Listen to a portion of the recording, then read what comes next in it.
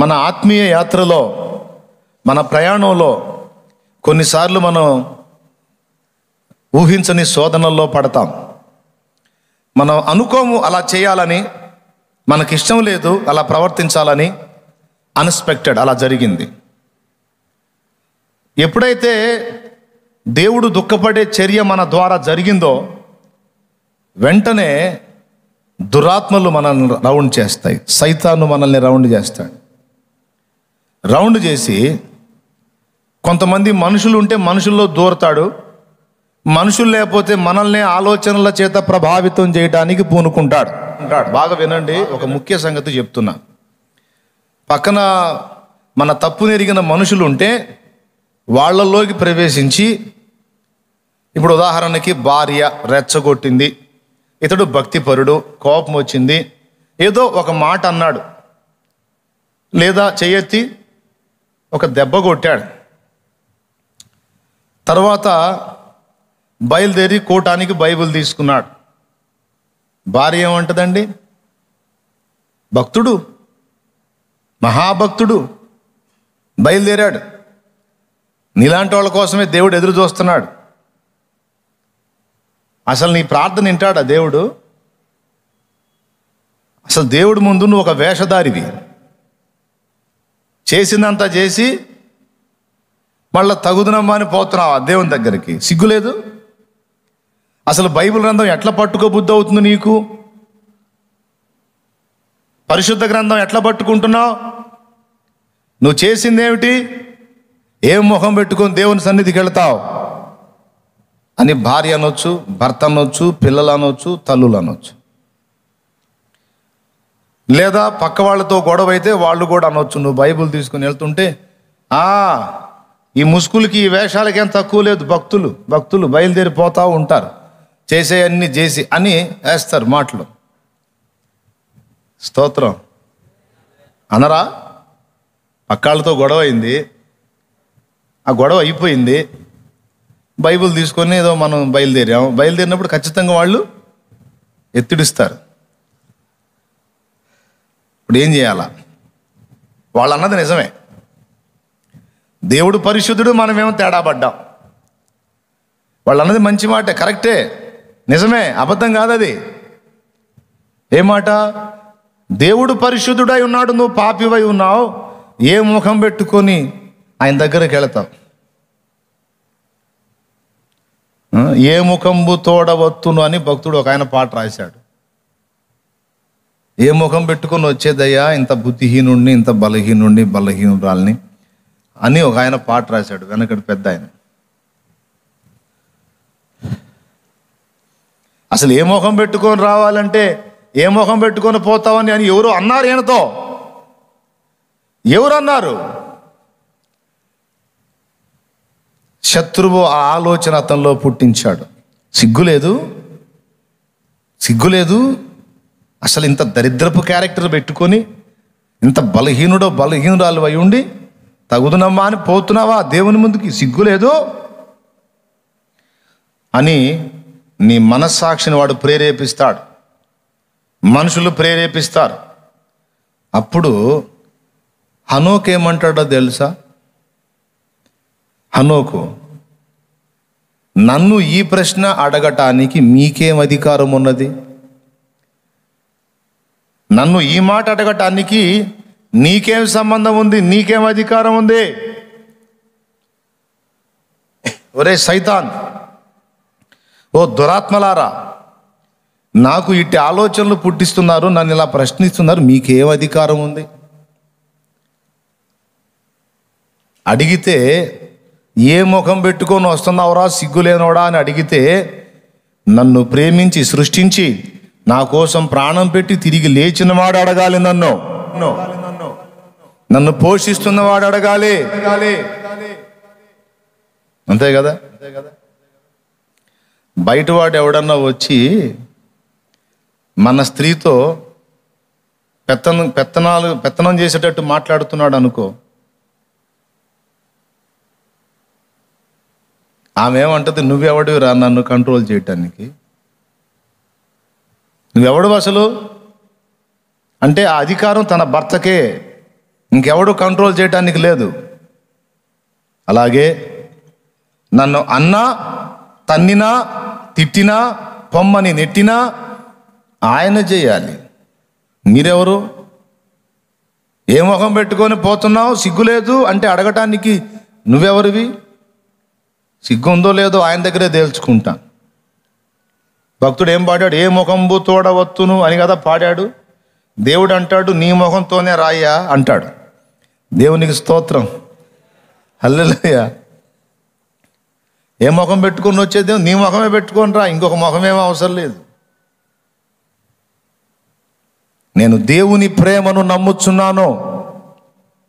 క్షమించే విశాల హృదయం నా దేవునికి ఉంది. నా పొరపాటును అర్థం చేసుకొని మన్నించి పోనీ బేట క్షమిస్తున్నాను, ఇంకొక మారు చేయొద్దని నన్ను దీవించే విశాలమైన మనసు నా తండ్రికి ఉంది. అందుకనే బరి తెగించేట తయారయ్యారు అని కాదు. పాపము నిండిన జగతిలో, సమాజంలో నేను బ్రతుకుతున్నాను. ఆ పాప ఆకర్షణకు లోనైన నా దేహంలో నేను బ్రతికీడుస్తున్నాను. నాకుగా ఇష్టము లేదు. కానీ నన్ను చుట్టుముడుతున్న శోధనల వలన ఎక్కడో చోట, ఏదో సందర్భంలో ఎక్కడో చోట నేను బలహీనపడుతున్నాను. అలా పడకుండా నిలవడానికి నా వంతు నేను కృషి చేస్తున్నా. ఇది దేవుడికి తెలుసు. నా వంతు నేను తప్పించుకోవడానికి ప్రయత్నం చేస్తున్నా. ఇది దేవుడు చూస్తున్నాడు. ఎంత తప్పించుకుందామని ప్రయత్నం చేసి జాగ్రత్తలు తీసుకున్నా, ఎక్కడో చోట జారి పడుతున్నా. ఇది నా దేవునికి తెలియదా? నా బిడ్డ పోరాడుతున్నాడా లేదా, పోరాడుతుందా లేదా అనేది నా దేవుడు చూడట్లేదా? చూస్తున్నాడు.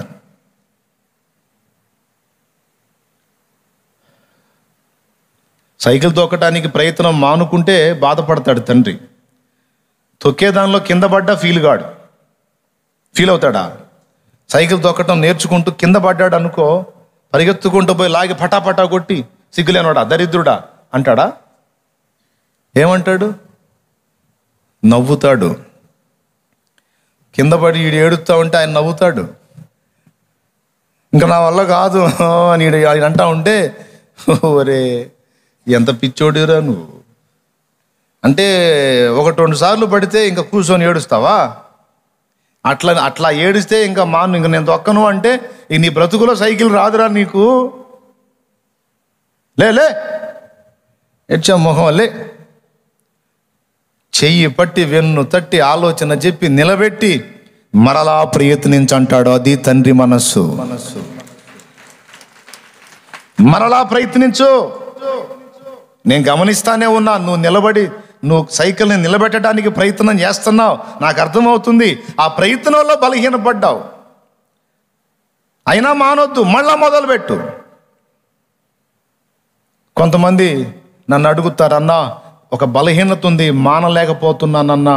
మానలేకపోతున్నానన్నా ఎలా మానాలన్నా అంటే, నేను ఒకసారి అడిగాను, మానలేకపోతున్నానంటే మానటానికి ట్రై చేస్తున్నావా అన్నాను. ప్రయత్నం చేస్తానే ఉన్నానన్నా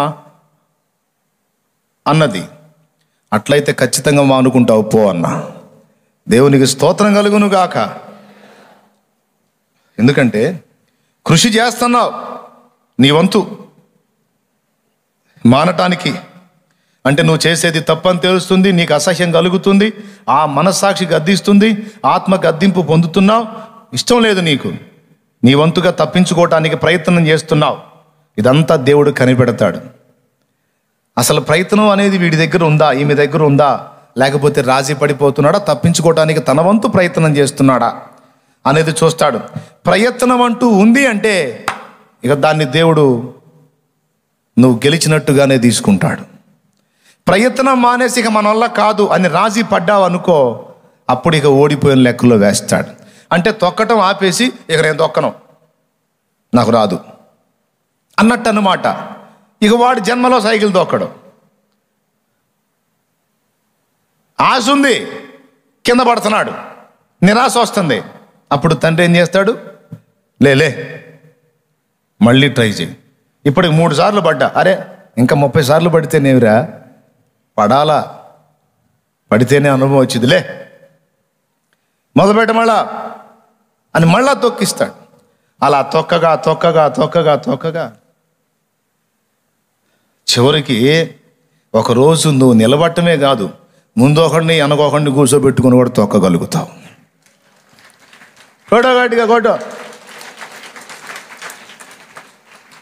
ఎవరైనా పరధ్యానంగా ఉంటే లైన్లోకి వస్తారు. అందుకని కొట్టేదేదో గట్టిగా పెటా కొట్టండి, లేకపోతే మౌనంగా కూర్చోండి. స్తోత్రం. ఫస్ట్ వాడు దొక్కటమే కష్టం, అసలు వాడు సైకిల్ని నిలబెట్టడమే కష్టం. ఎన్నోసార్లు పడతాడు. ఒకసారి ఒక హాస్యం చెప్తాను మీకు. నేను సైకిల్ నేర్చుకుంటున్న కొత్త, అది నాకు. మావాడు ఒక 2-3 సార్లు చూపించాడు, ఇక పోయాడు. నేను తొక్కట్లేదని. సరే ఇక నేనే సొంతంగా నేర్చుకోవాలని ప్రతిన పూనాను. మరి మావాడు దొక్కుతుంటే నేను దొక్కలేకపోతున్నా, ఫీలింగ్గా. అందుకని పెడల మీద కాలేసి తొక్కుతుంటేనేమో అవి చూసుకొని సరిపోతుంది, హ్యాండిల్ ఎటుపోతుందో చూడట్లా. హ్యాండిల్కి వెళ్ళి చూసుకుంటేనేమో కింద పెడల మీద నుంచి కాలు జారిపోతుంది. ఆ పెడలు వచ్చి కాలు కొట్టుకొని దెబ్బ తగులుతుంది, నొప్పి పడుతుంది. పెడలకి వెళ్ళి కొత్తోడు ఏం చేస్తాడు, ఫస్ట్ ఎటు చూస్తాడు, ఈ పెడలకి వెళ్ళి చూస్తుంటాడు. ఎందుకంటే కాలు అక్కడే ఉందా, ఎటన్నా పోయిందా. అవునా? ఈ పెడలకి వెళ్ళి చూసి హ్యాండిల్ ఎటో పోతుంటుంది. అందుకని నేను ఒక ఐడియా చేశా. మా హైవే రోడ్డు బాగా ఎత్తుంటుంది, మా బజార్ ఉంది, పొడవు బజారు. ఆ హైవే రోడ్డు ఎత్తు, అక్కడ నుంచి మెరక పోసారు ఇట్లాగా. అక్కడ నుంచి బళ్ళు దిగి రావటానికి స్లోపుగా అది మెరక పోసారు. నేను హైవే మీదకి వెళ్ళా సైకిల్ తీసుకొని. ఇప్పుడు మనం తొక్కే అవసరం ఉండదు, జస్ట్ పెడల మీద అలా కాళ్ళు పెట్టి ఇలా పట్టుకుంటే చాలు, అదే పోతుంటుంది. చూసారా ఆవిడ? బాగుంది కదా.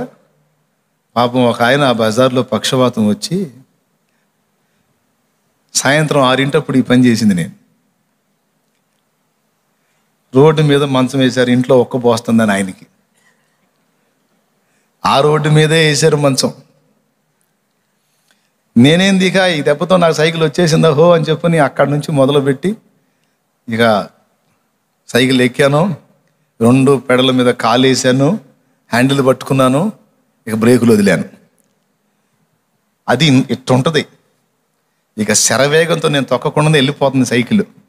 నేను కింద పడకుండా ఈ బ్యాలెన్స్ చూసుకుంటున్నా. అబ్బో బాగానే పోతున్నాను, నేను కింద పడట్లేదు, బ్యాలెన్స్ బాగానే కుదిరిందని ఈ సంబడంలో ఉన్నా. ఇక అది పోయి రయ్యమని పోయి పాప ఆ మంచంలో పండుకున్నాడు ఆయన, పక్షవాతం వచ్చి. పొయ్యి పొయ్యి పొయ్యి పోయి పెటామని కొట్టి ఆయన్ని. ఆ మంచానికి తగిలి ఎగిరి పడ్డాడు ఆయన. పడి వామ్మో అన్నాడు, నన్ను చంపాడు.